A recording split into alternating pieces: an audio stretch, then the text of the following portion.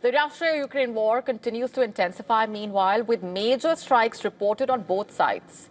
A large oil terminal in Crimea caught fire after an overnight drone attack, while Russian airstrikes hit Ukraine's second-largest city, Kharkiv.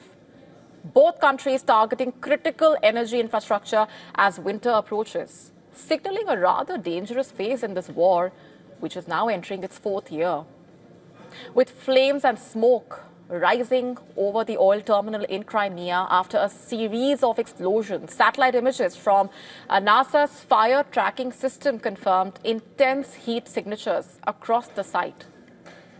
A Ukrainian intelligence source told Reuters that drones operated by Ukraine's security service and military special forces struck at least 5 oil reservoirs. The same source said additional drones hit 2 electrical substations elsewhere on the peninsula. And Crimea's governor confirmed the fire but did not specify the damage.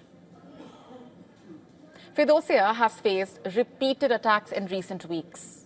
Since August, in fact, Ukraine has carried out more than 30 drone and missile strikes on Russian energy facilities, part of what the officials in Kiev call a campaign to disrupt Moscow's fuel supply lines before winter. And in response, Russian forces launched fresh strikes on Ukraine's second-largest city, Kharkiv. Guided bombs damaged a hospital, severed power lines, and left around 30,000 homes and businesses without electricity.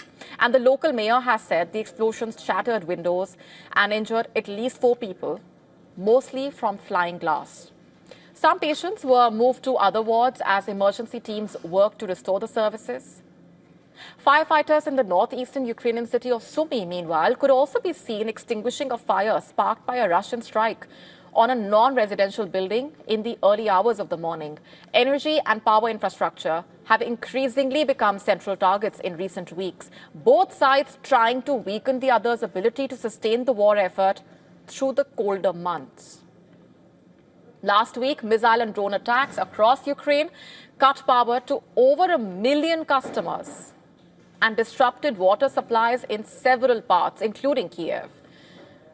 On the ground, Russian forces continue to advance. Russia's defense ministry announcing that its troops had taken control of a village in the Donetsk region. A day earlier, the Russian defense ministry also said that its forces had captured another village near Kupiansk in northeastern Ukraine and another in Donetsk region, consolidating positions along the front line. On the diplomatic front, meanwhile, U.S. President Donald Trump said he hopes to help end the war, adding that peace would have been possible under his administration. Listen to this.